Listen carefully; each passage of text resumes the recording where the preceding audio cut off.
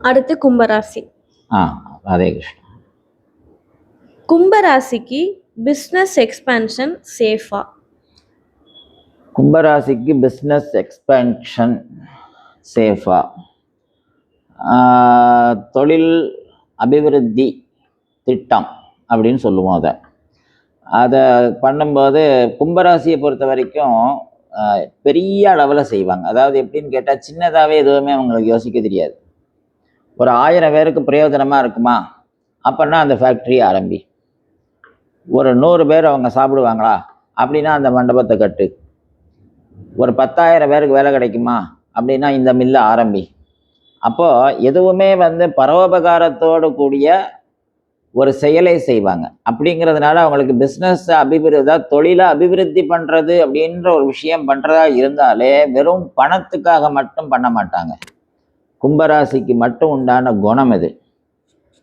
அவங்க தான் மட்டும் சாப்பிடணுங்கிற அந்த ஒரு மனோபாவம் கும்பத்துக்கு வராது. அந்த செல்ஃப் என்ஜாய்மெண்ட் அப்படிங்கிறது அவங்களுக்கு வேறு விதத்தில் இருக்கும், வெறும் அந்த பணத்தை வச்சு இருக்காது. அப்போ பிஸ்னஸ் தொழில் அபிவிருத்தி அப்படிங்கிற விஷயத்த வரும்போது அவங்க பரோபகாரி. ஒரு 1000 பேருக்கு பிரயோஜனமாக இருக்குமா, தைரியமாக ஆரம்பிப்பாங்க, அந்த காரியம் சக்ஸஸ் ஆகிடும். ஸோ அதனால் கட்டாயமாக இந்த வருஷம் அவங்களுக்கு இருக்குது. கும்பராசிக்கு ஃப்ரெண்ட்ஸ் மூலம் ஆப்பர்ச்சுனிட்டிஸ் வருமா? கும்பராசிக்காரங்களால் ஃப்ரெண்ட்ஸுகளுக்கு நிறைய ஆப்பர்ச்சுனிட்டிஸ் வரும். கும்பராசிக்காரங்களால் நிறைய நண்பர்களுக்கு நன்மைகள் நடக்கும். கும்பராசிக்காரர்களுக்கு அவங்களால நிறைய நண்பர்களுக்கு வாழ்க்கையில் சுபகாரியங்கள் நடக்கும். ஆனால் கும்பராசிக்கு மற்றவங்களால் சகாயம் கிடைக்கிறதுங்கிறது ரொம்ப கடினமான ஒரு விஷயம். கும்பராசி கும்ப லக்னத்தில் பிறந்தவங்க, கும்ப மாதத்தில் பிறந்தவங்க, அதாவது மாசி மாதம் பிறந்தவங்க, இந்த 3 கேட்டகரிக்குமே என்ன பிரச்சனை அப்படின்னு கேட்டால், நட்பு ஸ்தானம் அப்படிங்கிறது சூரிய பகவானாக மாறுறதுனால உயர்வான பொசிஷனில் இருக்கிறவங்க, அதாவது கோடீஸ்வரங்களாக இருக்கணும், இல்லைன்னா அறிவில் முதிர்ச்சி அடைஞ்சவங்களாக இருக்கணும், இல்லை வயோதிகராக இருக்கணும், அவங்க ஒரு உயர்ந்த நிலையில் இருக்கணும். அப்படிப்பட்டவங்க ஏதாவது உதவி பண்ணாதான் உண்டு. யாருக்கு? கும்பராசிக்காரங்களுக்கு.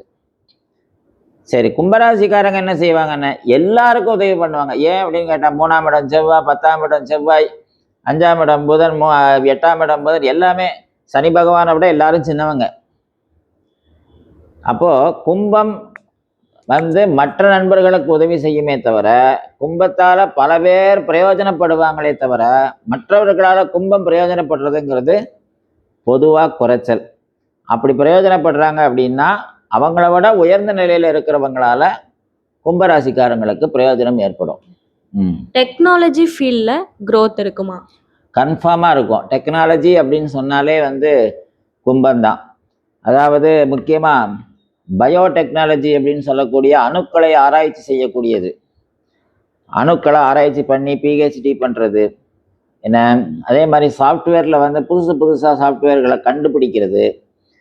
அதே மாதிரி இந்த கேம்ஸ் எல்லாம் கண்டுபிடிக்கிறாங்க இல்லையா, அதெல்லாம் அதில் புதுசாக கேம்ஸை இவங்களே தயார் பண்ணுறது, அதுக்கு ஒரு கதைகளை ரெடி பண்ணுறது.